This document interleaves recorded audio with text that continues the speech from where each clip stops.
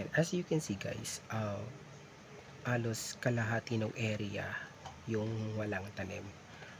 Meron kasing weeks na almost 2 weeks na hindi umulan, so walang tubig. Kaya ang nangyari, nanilaw yung mga puno, natuyo yung mga tanim. So sabi na nga ang mga magsasaka dito sa amin, wala na siyang pag-asa. Kaya ang ginawa nung bayaw ko, binunot niya yung naninilaw na tanim at tinamnan ulit. Kaya ganyan, halos kalahati nung area ay walang tanim o maliliit pa yung tanim.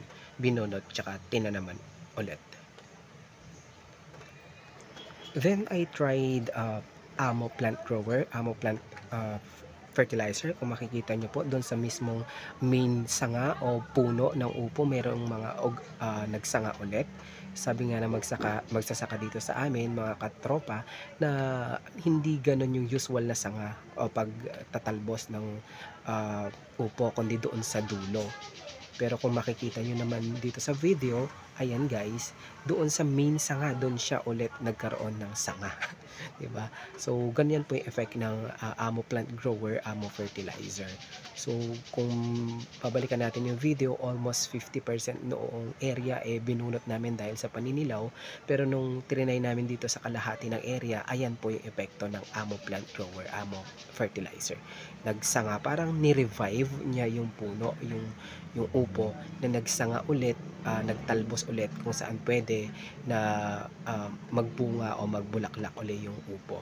So if you have guys questions regarding Amo Fertilizer, Amo Plant Grower, you can contact us, message lang po o comment sa baba kung gusto nyo po ng sample, and I will post a video or pictures po sa mga susunod kung ano yung naging effect niya mismo sa kabuuan ng upuhan ko ng Amo Plant Grower, Amo Fertilizer. So yan muna mga ka-chill, chilleros, mga ka-agree.